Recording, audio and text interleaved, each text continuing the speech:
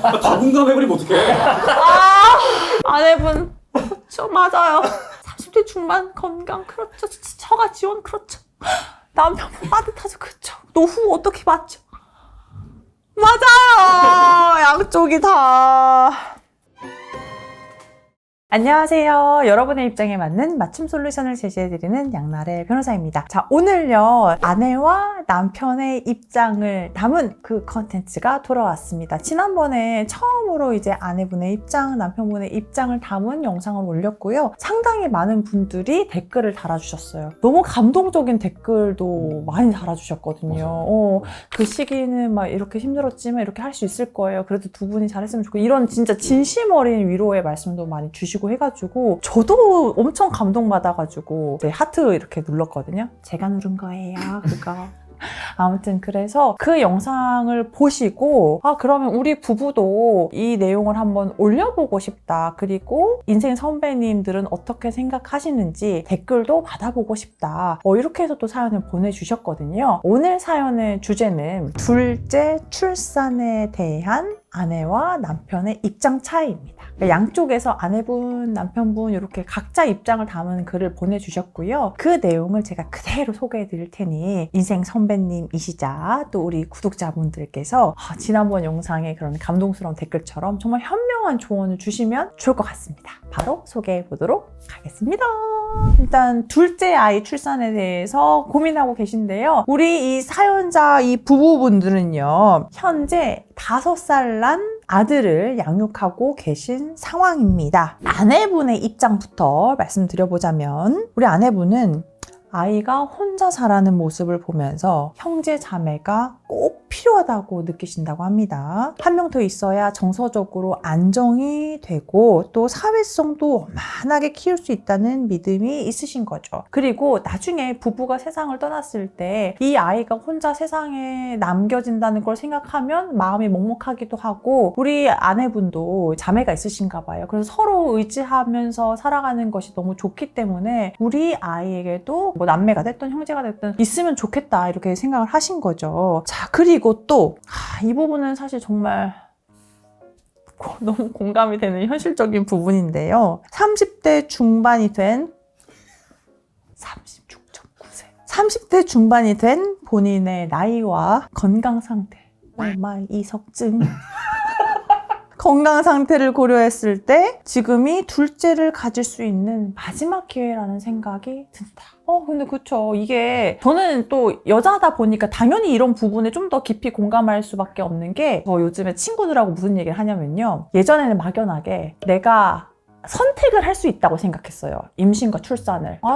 내가 낳고 싶으면 낳는 거고 아니면 아닌 거지 이렇게 했는데 가임기가 정해져 있잖아요. 그리고 가임기라고 해도 나이가 있다 보면은 좀 어려운 경우들이 생기니까 그래서 내가 이거 선택을 해서 안 갖는 것과 나중에 시간이 흘러서 내가 아이를 출산하고 싶은데 근데 내가 안 된다. 내 몸 상태가 안 된다. 이러면 너무 절망스러울 것 같다는 이야기를 친구들하고도 많이 하거든요. 그렇다 보니까 딱 이 부분이 정말 우리 아내분이 이것 때문에 둘째를 지금 가져야겠다는 생각을 깊이 하실 수 있겠구나 이 생각이 들었습니다. 그리고 실제로 어떤 일이 있었냐면요. 그 유치원 상담 자리에서 담임 선생님이 아이가 친구들하고 잘 어울리지 못하고 혼자 지내려는 경향이 보인다고 이제 말을 했대요. 그래서 더욱이 둘째를 낳아야겠다는 결심이 쓰셨다고 합니다. 그리고 당연히 경제적인 부담이 있을 거라고 생각도 들지만 친정 부모님이 손주를 어느 정도 케어해 주시고 계시고 둘째가 생기면 둘째도 도와주실 것 같고 경제적 지원도 일부는 해주실 거라고 말씀을 해주셔서 그러니까 전폭적으로 뭐 애기 하나 더 낳으면 한 달에 300씩 줄게 뭐 요 정도는 아니더라도 부족한 부분을 지원해 주실 수 있다고 말씀해 주셨기 때문에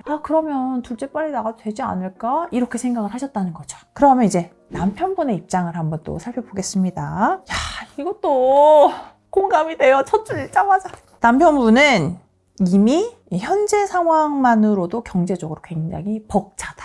집 대출 원리금 월 200만 원에 생활비, 첫째 학원비 등 고정 지출만 합해도 이미 400만 원에 육박하기 때문에 매달 여유 자금이 거의 없이 월급이 그냥 슉 스쳐가는 그런 상황이라고 하십니다. 실제로 남편분은 그 엑셀로 수입 지출 다 이렇게 꼼꼼히 정리하시는 스타일이신가 봐요. 그래서 다 정리하고 우리가 줄일 거 뭐 줄이고 뭐 하고 해도 플러스 마이너스 해봐도 여유 자금이 전혀 없기 때문에 둘째가 태어나면 우리는 무조건 마이너스 난다. 이건 장기적으로 봤을 때 큰일이다. 이렇게 생각을 하고 계신 거죠. 또 이제 우리 남편분은 과거에 첫째 태어났을 때 기준으로 당연히 그 경제적인 것을 생각해 볼 수밖에 없는데 뭐 산후조리원 또 육아용품 새로 사는 거 이런 것들 목돈 들어갔던 때 진짜 심리적 압박감이 컸다고 하시거든요. 처가에서 육아 지원을 해주신다고 한들 눈치도 보일 것이고 사실 이 지원이 정확하게 얼마를 언제까지 주시겠다 약속된 것이 아닌 이상은 아이 낳기만 하면 다가 아니지 않느냐. 교육도 시켜야 되고 요즘에는 대학교 가면 대학 등록금도 대줘야 되고 이런 것들을 생각하면은 아기 둘 키워놓고 노후 생활은 어려울 것 같아서 현실적으로 겁이 난다. 그래서 꼭 둘째가 있어야만 아이가 행복한 것은 아니고 그런 사회성이 조금 떨어진다 이런 평가를 받는 부분들은 친구들과의 관계에서도 충분히 회복이 가능하다고 생각을 하는데 굳이 우리가 이렇게 부담스럽게 둘째를 낳아야 될 이유가 있느냐 이렇게 말씀 주셨습니다. 공감해버리면 어떡해. 아내분 저 맞아요. 30대 중반 건강 그렇죠. 처가 지원 그렇죠. 남편분 빠듯하죠. 그렇죠. 노후 어떻게 맞죠? 맞아요. 양쪽이 다 팽팽하다. 팽팽하다. 이거는 진짜 둘 다 이해갑니다. 두 분 다. 근데 저도 딸 셋의 둘째거든요. 전 자매가 있어서 진짜 좋긴 하거든요. 내가 외동이었다면 진짜 제 애착 인형 늘 고마워하고 있거든요. 제 동생. 세상에 자매만큼 편한 존재가 또 없잖아요. 제가 아무리 친구 이렇게 해도 결정적인 순간에 약간 눈치 보게 되고 하지만 가족이니까. 그래서 우리 아내분의 입장 이해가죠.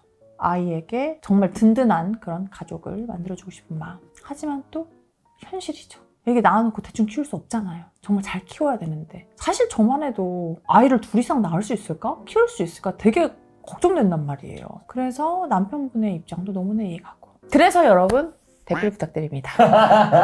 솔직히 저는 또 현실적으로 어떤 생각도 드냐면요. 냉정하게 결혼과 임신 출산을 직접 해보지 않았기 때문에 제가 여러분이 이런 경우에 이혼을 하는 게 맞을까요? 이혼할 때 법률적 쟁점은 어떤 게 있을까요? 라고 말씀드리는 부분에 대해서는 그와 관련된 데이터베이스가 충분하니까 솔루션도 드릴 수 있고 의견도 제시해 드릴 수 있지만 이런 결혼 생활에서 오는 직접적인 갈등들은 사실 이거 잘 살기 위해서 의견이 충돌하는데 이런 부분은 제가 겪어보지 않았기 때문에 어떤 의견을 드리는 게 사실 조심스럽기는 합니다. 그래서 이럴 때 필요한 건 무엇이다? 우리 구독자분들의 현명한 댓글, 조언. 떨어지는 아니 진짜요. 근데 이게 진짜 경제적인 부분은 우리가 합리적으로 생각할 수는 있는데 둘째라는 건 경험해보지 않았기 때문에 맞아요. 그걸 맞아요. 아시는 분들이 근데 사실 이 부분만 말씀드릴 수 있는 거는 둘째가 태어난다고 해서 양육비가 2배로 드는 것은 아닙니다. 실제로 법원에서 양육비 산정 기준표로 양육비를 정할 때 자녀가 증가하면은 양육비 산정할 때 감액의 요소라고 얘기를 하거든요. 근데 그렇게 하는 이유가 뭐냐면 애기 한 명에 100만 원 든다고 해가지고 한 명 더 있다고 100만 원이 있는 게 공동으로 같이 들어가는 부분이 있고 우리가 뭐 음식 같은 거 할 때에도 사실 인원수가 많아지면 오히려 그거 알죠? 혼자 살 때 1인분 2무 만들 때 재료비가 더 많이 들지 오히려 대량으로 만들면은 재료비가 줄잖아요. 약간 그냥 쉽게 비유를 하자면 그런 것처럼 아이를 양육할 때 첫째 양육하는 만큼의 돈이 그대로 곱하기 2가 되는 것은 아니라고 하더라고요. 그래서 남편분이 생각하시는 것만큼 첫째 때처럼 목돈이 많이 들고 큰 돈이 깨지 그런 상황은 크게 발생을 하지 않을 것 같기는 합니다. 하지만 그렇다고 해도 장기적으로 지출되는 돈이 늘어나는 것은 또 맞으니까 그래서 어쩔 수 없이 처가에서 그러면 얼마를 어느 기간 동안 어떻게 지원해 줄 수 있는지를 좀 확인을 하고 왜냐하면 안 준다는 거 주세요 하면 좀 죄송스럽지만 지원을 하시는 상황이라고 하니 근데 또 이걸 남편분이 이야기 꺼내면 좀 그렇잖아요. 그래서 아내분도 둘째 생각이 정말 강하시면 아내분이 친정 부모님께 그러면 어느 정도까지 금액 지원이 가능하실지 양육을 얼마큼 보조해 주실지 이런 걸 좀 확답을 듣고 나서 그런 다음에 조금 마음의 여유가 생겼을 때 남편분하고 이야기하면 그래도 이 간극이 줄어들지 않을까 하는 생각이 듭니다. 아예 떠넘기진 않았잖아요.